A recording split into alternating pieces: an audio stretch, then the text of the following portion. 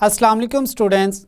My name is Babar Gulab and I am your biology teacher of grade 9th. Today we will discuss the phases of meiosis. So let's start our topic. Students, अपने last lecture में हमने significance of mitosis को explain किया। हमने देखा कि जो mitosis है वो किस तरह से ऑर्गेनिजम्स की लाइफ में इम्पॉर्टेंट रोल प्ले करती है। Side by side we also discussed errors in mitosis and its effects on organisms. हमने देखा कि जो डेवलपमेंट का प्रोसेस है और ग्रोथ का प्रोसेस है, एक सिंगल सेल ज़ाइगोट से फर्दर सेल्स डिवाइड करके डेवलप करके एक एम्ब्रियो बनाते हैं और ये एम्ब्रियो फिर ग्रोथ के प्रोसेस के थ्रू एक कंप्लीट ऑर्गेनिज्म में चेंज होता है। हमने देखा कि इसमें जो सिंगल सेल है दैट वाज ज़ाइगोट, वो माइटोसिस के थ्रू डिवाइड करता है और same sales having same chromosome number वो प्रोड्यूस करता है। अब इसके बाद हमने देखा कि जो सेल की रिप्लेसमेंट है उसमें माइटोसिस कैसे रोल प्ले करती है। हमने एक्सप्लेन किया कि जो डाइजेस्टिव सिस्टम की इनर लाइनिंग है यानी एपिथेलियल सेल लाइनिंग, उसमें जो सेल्स हैं वो कंटिन्यूसली रिमूव्ड होते हैं, जिस वजह से न्यू सेल्स प्रोड्यूस किए जाते हैं। अब न्यू सेल्स जो प्रोड्यूस होते हैं वो माइटोसिस के थ्रू प्रोड्यूस होते हैं। फिर हमने बात की रीजनरेशन की। हमने कहा regeneration is the ability of organisms in which the organisms can regenerate or reconstruct their lost body parts। वो अपने वो बॉडी पार्ट्स दोबारा से बना सकते हैं जो किसी इन्वायरमेंटल इंजरी की वजह से या किसी लॉस की वजह से अब उनके बॉडी पर प्रेजेंट नहीं हैं। हमने इसमें एग्जांपल देखी सी स्टार की।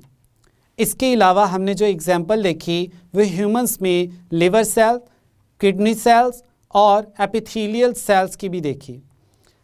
इन शॉर्ट हमारा जो मेन फोकस था वो ये था कि रीजनरेशन जो है इसमें सेल्स माइटोसिस के थ्रू डिवाइड करते हैं और न्यू सेल्स बनाते हैं।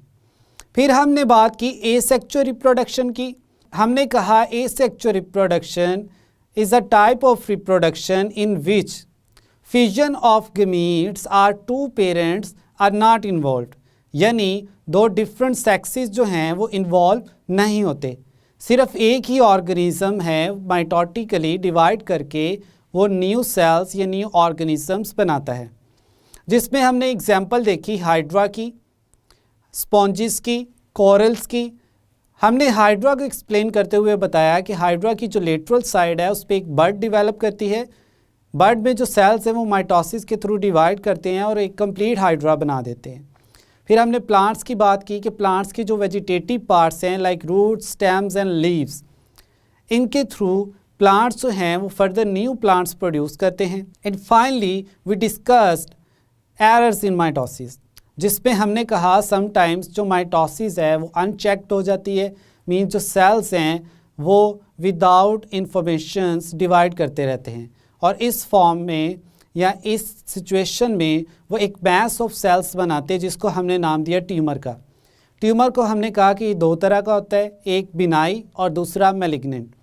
अगर तो जो ट्यूमर है वो लोकलाइज्ड है या वो किसी बॉडी के स्पेसिफिक एरिया में या ऑर्गन में क्रिएट हुआ और वहीं पर अभी प्रेजेंट है, तो इस ट्यूमर को हम कहते हैं बिनाई ट्यूमर। लेकिन अगर ये ट्यूमर स्प्रेड करता है और नियर बाय ऑर्गन्स को अफेक्ट करता है तो इसको हमने नाम दिया मैलिग्नेंट ट्यूमर। एंड फाइनली हमने देखा कि जो मैलिग्नेंट ट्यूमर के सेल्स होते हैं वो बॉडी में स्प्रेड करते हैं via blood circulation and reach to the other body organs and affect them, और वहाँ पर पहुंचकर उन्हें भी अफेक्ट करते हैं, उनमें भी कैंसर क्रिएट करवाते हैं। तो इस सिचुएशन को या इस प्रोसेस को जिसके थ्रू जो मैलिग्नेंट ट्यूमर के सेल्स हैं वो पूरी बॉडी के ऑर्गन्स तक स्प्रेड कर जाते हैं, इसको हमने नाम दिया मेटास्टेसिस का। अब हम बात करेंगे मियोसिस की। मियोसिस क्या है? A type of cell division that results in 4 daughter cells, each with half the number of chromosomes of the parent cell, as in the production of gametes and plant spores.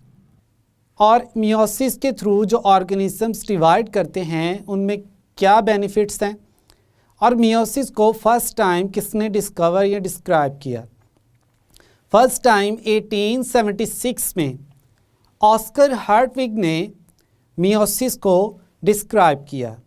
अब meiosis जो है इसकी interface और mitosis की जो interface है ये same है।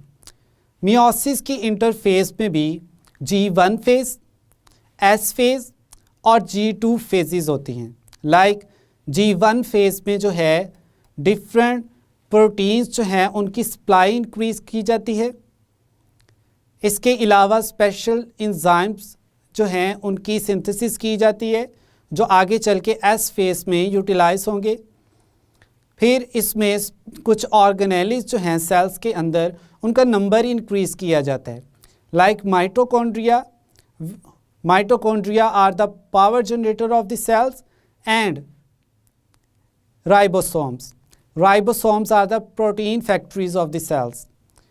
नेक्स्ट फेज जो है इंटरफेज की मियोसिस में भी वो है S phase, that is also known as synthesis phase.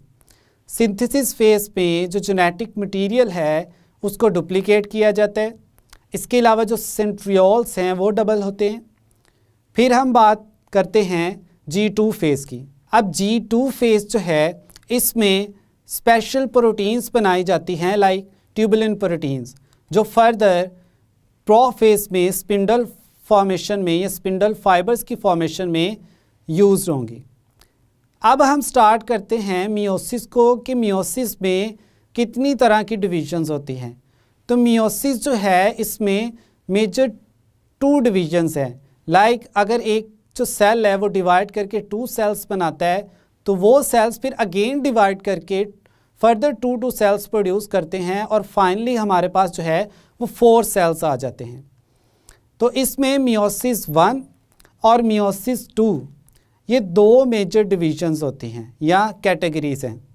Meiosis 1 में जो है similarly karyokinesis and cytokinesis. Karyokinesis division of nucleus and cytokinesis division of cytoplasm. Karyokinesis जो है मियोसिस 1 की वो फर्दर डिवाइडेड है इनटू 4 फेज। एक है हमारे पास prophase 1, second metaphase 1, third anaphase 1 and fourth telophase 1। यानी prophase, metaphase, anaphase and telophase, और इनके साथ आपने 1 लगा देना है। अब ब्रीफली मैं आपको ये बता दूं मियोसिस को स्टार्ट करने से पहले कि इसमें होता क्या है। मियोसिस में फॉर एग्जांपल अगर आप इमेज में देखें एक सेल प्रेजेंट है, इसमें 46 क्रोमोसोम नंबर है। ये अपने क्रोमोसोम नंबर को डबल करता है।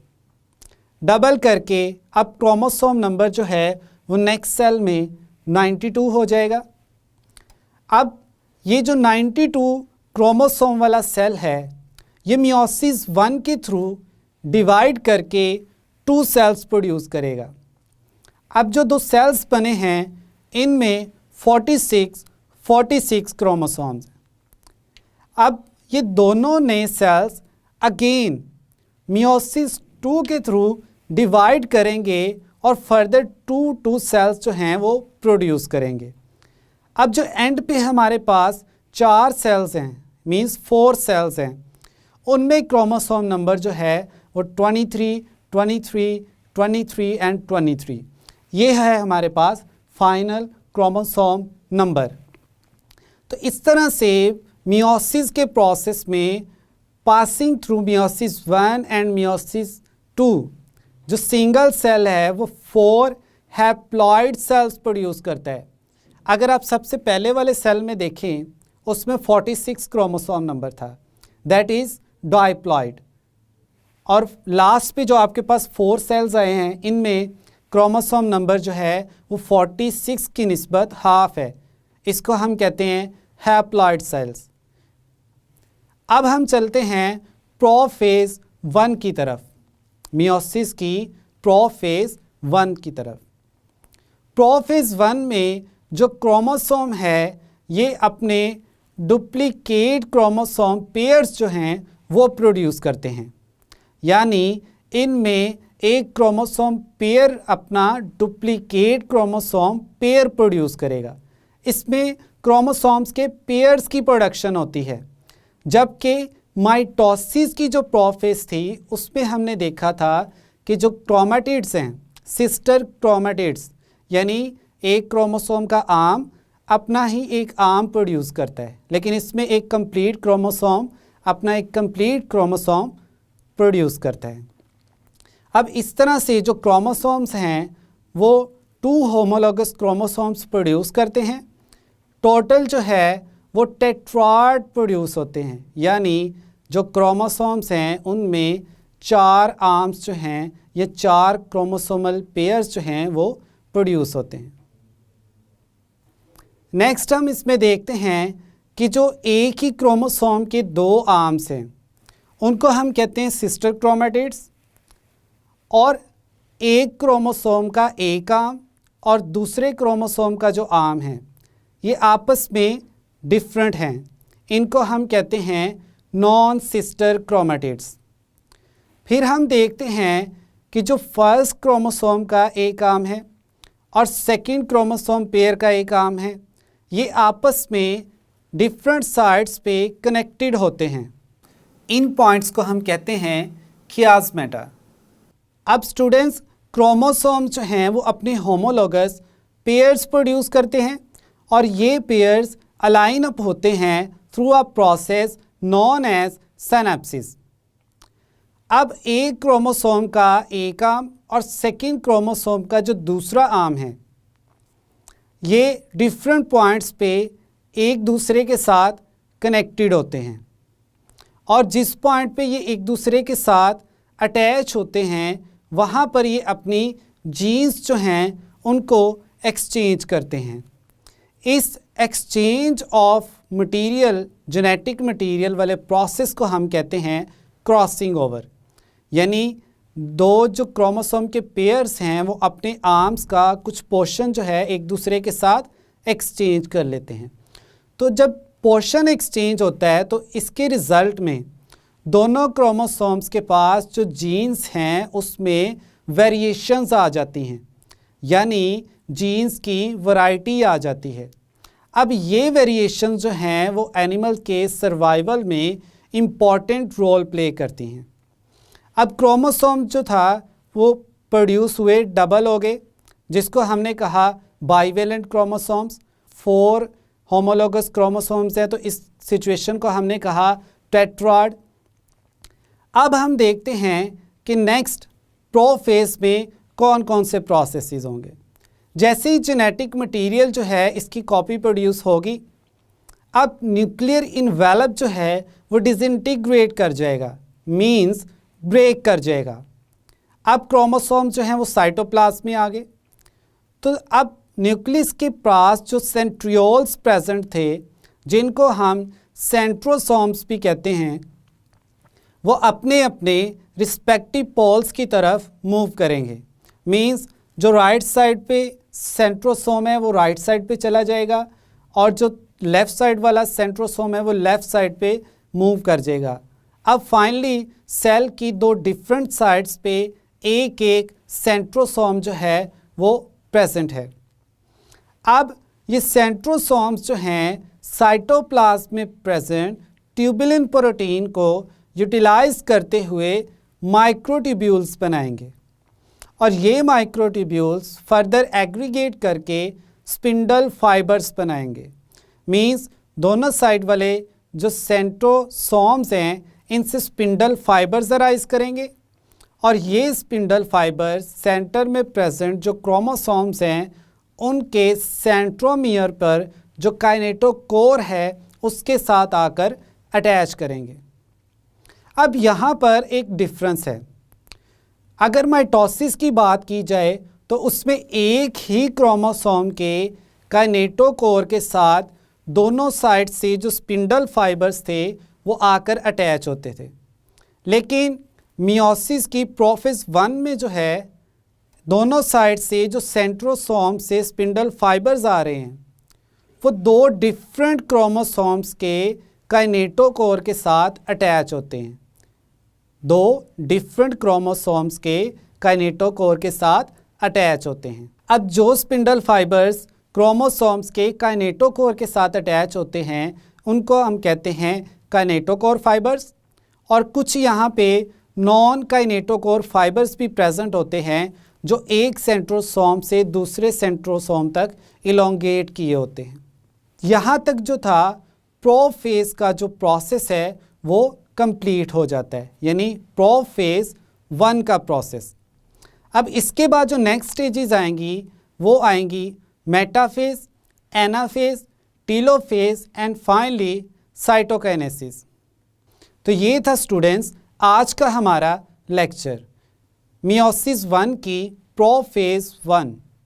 स्टूडेंट्स आज के लेक्चर में हमने प्रोफेज 1 जो कि मियोसिस 1 की फर्स्ट फेज़ है उसको एक्सप्लेन किया। इसमें हमने जो मेजर पॉइंट्स एक्सप्लेन किए उनको ब्रीफली देख लेते हैं। हमने कहा कि प्रोफेज 1 में जो क्रोमोसोम पेयर्स हैं वो अपने होमोलोगस क्रोमोसोम्स प्रोड्यूस करते हैं, और जो होमोलोगस क्रोमोसोम प्रोड्यूस होते हैं उनको हमने कहा बाइवेलेंट। टोटल जो हैं 4 क्रोमोसोम्स प्रेजेंट होते हैं, इसी वजह से इसको हम कहते हैं टेट्राड। Tetrad means 4। फिर हमने बात की कि जो क्रोमोसोम्स होमोलोगस क्रोमोसोम्स हैं वो अलाइन अप होते हैं। इस अलाइन अप के प्रोसेस को हमने नाम दिया सिनेप्सिस का। आफ्टर दैट वी डिस्कस कि जो क्रोमोसोम्स हैं फर्स्ट क्रोमोसोम और सेकंड क्रोमोसोम जो पेयर हैं इनके आर्म्स जो हैं वो डिफरेंट पॉइंट्स पे एक दूसरे के साथ अटैच होते हैं। इन पॉइंट्स को हम कहते हैं कियास्मेटा। ये वो पॉइंट्स है जहाँ पे 2 डिफरेंट क्रोमोसोम्स के आर्म्स अब एक दूसरे के साथ अपना जेनेटिक मटेरियल जो है या क्रोमोसोम्स का पोर्शन है वो एक्सचेंज करेंगे। अब ये जो पोर्शन एक्सचेंज हो रहा है इस प्रोसेस को हम कहते हैं क्रॉसिंग ओवर। फिर हमने बात की कि जैसे ही क्रोमोसोम्स पेयर्स प्रोड्यूस हो गए, क्रॉसिंग ओवर का प्रोसेस कंप्लीट हो गया। अब क्रोमोसोम्स में वेरिएशंस आ गई, मींस चेंजेस जो हैं वो प्रोड्यूस हो गई। अब इसके बाद सेल का जो न्यूक्लियस है वो ब्रेक करेगा। अब जो क्रोमोसोम्स हैं वो साइटोप्लाज्म में आ गए। न्यूक्लियस के पास जो सेंट्रियोल्स प्रेजेंट थे जो कि डिवाइड होके जिन्होंने फर्दर 2 सेंट्रियोल्स प्रोड्यूस किए थे, अब वो अपने रिस्पेक्टिव पोल्स की तरफ मूव करते हैं।